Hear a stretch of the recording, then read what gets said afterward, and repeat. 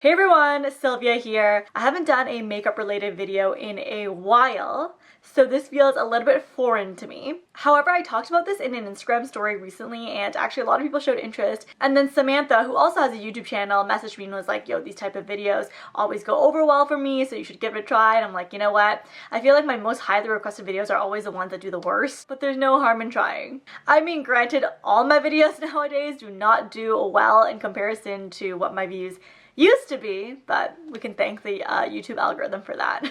So today I'm going to share with you guys my top 5 foundations of all time. I have normal combination skin, so generally my skin texture and my skin type is pretty normal. It's not overly dry, it's not overly oily. However, I do get an oily T-zone, so across my forehead and down my nose, and then sometimes I also get dry spots like on my nose and on my forehead, so it's a combination of both, but the rest of my skin is pretty normal. So the foundations I'll be talking about today are going to be coming from an experience with a normal / combination skin type. I wouldn't be able to rank my top 5 in any particular order though, because they are different in a lot of ways, and it really depends on, you know, if I'm looking for full coverage or if I'm looking for a lighter coverage. This is just like my top 5 handful, but in no particular order. I'm gonna start with my top foundation for like a general everyday look. This one I would say is quite popular amongst the masses. It's the Giorgio Armani Luminous Silk Foundation. This is a beautiful medium coverage foundation with a very natural glowy type of finish that doesn't make you look too shiny or greasy. So amongst their older line, I was actually mixing 2 of the foundations because I felt like there wasn't one that really captured my undertone. And I have this problem a lot with many foundation lines. I just find that most warm undertone foundations are way too yellowy for my skin.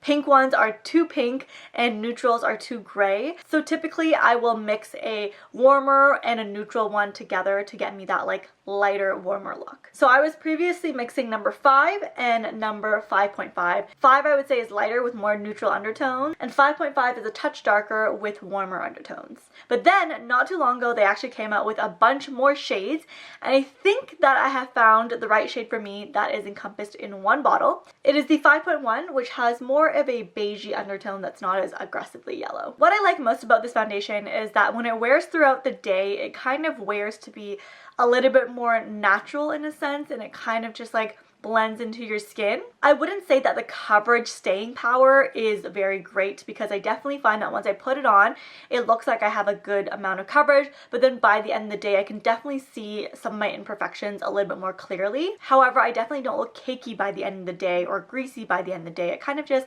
melds with my natural skin and my natural skin oils to create still a nice glowy look, but with a little less coverage. The texture and formula itself is pretty flexible. I can apply it with a brush, I can apply it with my fingers, and I can also apply it with a beauty sponge as well. So it kind of works all different ways. Next, I have my favorite for everyday light coverage, which is what I've been using mostly lately because I've been at home and because I only really have to be ready for Zoom meetings. I can just do a very light look and the camera will do the rest of the work. Or if I'm running out to go grocery shopping and I want to put a little bit of makeup on, this is super light and kind of doubles as skincare. It is the Nudestix Tinted Cover Foundation. As you can see, I've used quite a bit of it. You're starting to see the empty tube right here. I'm in shade Nude 3. I do feel like it's a tad bit orangey upon first application, but once I blend it out, because it's so sheer and light, it just kind of blends into my skin. So I remember when they first introduced this foundation to me, I was at an event, and I want to say, I mean, I actually don't know if this is correct, so don't quote me, but I feel like they said something about they were inspired by Korean or Japanese skincare and beauty, and that this product actually has some skincare properties to it as well. It does say on the back here that it is a natural tint that evens skin tone, builds coverage, moisturizes, and treats to protect the skin. I think it leaves my skin looking so glowy without being oily, which is key. Definitely not a foundation if you're looking for coverage though. It does not cover any blemishes for me. It's more just about evening out my skin tone. It says back here that it builds coverage, but personally I don't find that I'm able to build coverage with this. So for me, it's definitely when I just want that more even glow across my skin, not to cover anything. Personally, I like applying this with a beauty blender best. I feel like it just really blends into the skin a lot more naturally. I've used my fingers for this and it's fine, but it's not my favorite look, and I don't know, I just find that it kind of stays a bit on my fingers and doesn't really transfer all the way to my skin. With the brush, I don't like it with the brush. I find that it leaves a little bit streakiness with the brush. So my most preferred method would definitely be with a beauty sponge. So now on the other side of the spectrum, which is something that is great for an everyday natural look but still has really good coverage, is the Estee Lauder Futurist Hydra Rescue. This one's actually quite new to me. I only discovered it a couple of months ago, but it very quickly came into the top of my list from the very first application. Like, as soon as I put it on the first time, I was like, whoa, like just the way that it finished, the way that it looked, and then I wore it the whole day and it still looked really great at the end of the day. I was blown away, so this definitely made it to my top 5. All the other foundations I've talked about in here, I've been using for years and years, so this one stuck its way up there. I love that it has SPF 45. Anything with sunscreen I am about. The shade that I'm using is 3N1 Ivory Beige. However, I do find that it's a tad bit dark for me.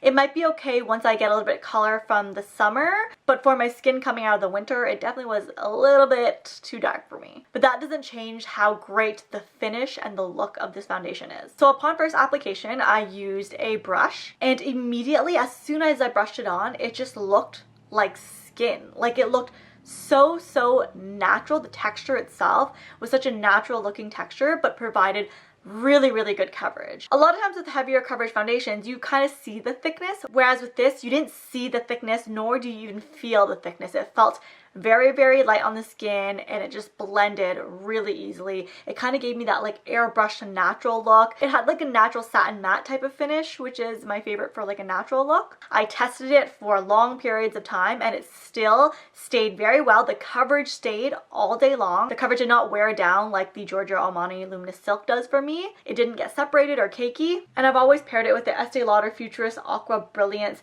Watery Glow Primer. So these two together I'm very happy with. So if you're someone who's looking for a natural looking foundation that you could wear every day but you still need a bit more coverage, check this one out. Now, if you're looking for that full coverage, my favorite for that is the Dermablend Smooth Liquid Camo. This one also has SPF in it. It's SPF 25. This is my go-to when I really need that full coverage, long lasting look. This is the foundation that I use when I have like a long like photo shoot day ahead of me or video filming day ahead of me, or like back in the days where I actually like went to shoots and had to go from place to place and be shooting all day long. This is the one I would fall back on. This is also the one that I wear on my travel days. So when I travel, I try not to wear makeup on the plane, but sometimes I'm in situations where I have to catch a flight, and as soon as I land, I have to go off and do things, so I don't have time to be like doing my makeup after I land. This is the one that I will use in the morning. I'll take a flight with this and then I'll hop right into my work or photo shoot or travel or whatever,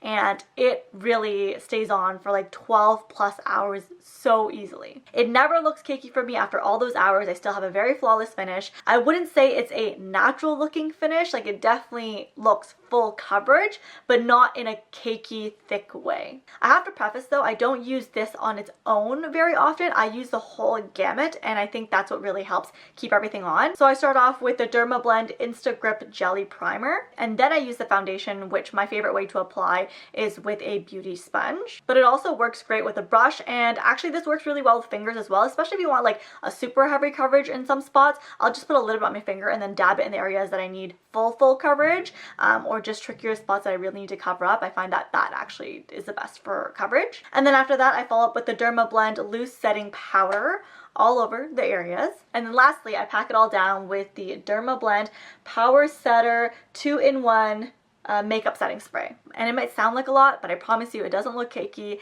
You get this like beautiful, flawless, full coverage finish that is just mwah.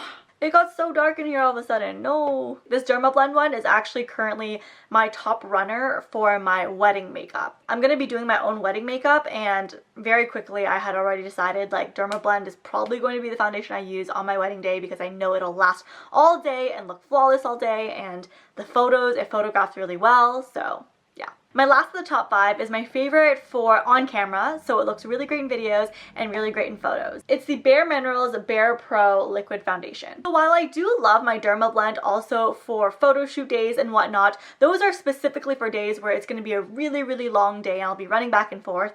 This one is the one I go to when I'm sitting down to film with you guys typically, or if I have like just one photo shoot that's just a couple hours, I might do this one, or if I'm just at home and I want to take some selfies and just look great, then I'll reach for this one. This is like for the few hours type of photo and video, because I don't find that it actually looks great after an extended period of time. It's definitely not a long wearing foundation for me. It's kind of the in the moment, if I want to look really flawless and natural on camera, this translates really, really, really well on camera. The funny thing is I actually don't love the look of it in person. I don't think the texture looks that great in person, but for some reason, once it's on camera, it translates beautifully. I honestly am so sorry, guys. I don't know why the lighting is being so funky today. It keeps going dark and then light, dark and then light. I don't know what's going on. I don't wear this on an everyday basis. I solely wear it for taking photos, but honestly, I think it's the one that translates and looks best on camera, in my opinion. So I'm gonna keep it just for that. So I hope you guys enjoyed this video, found it useful, found it helpful. Let me know if you are a big fan of any of the 5 that I listed, or if you have other ones that you want me to check out. Don't forget to follow me on Instagram, and I will talk to you guys again very soon. See ya!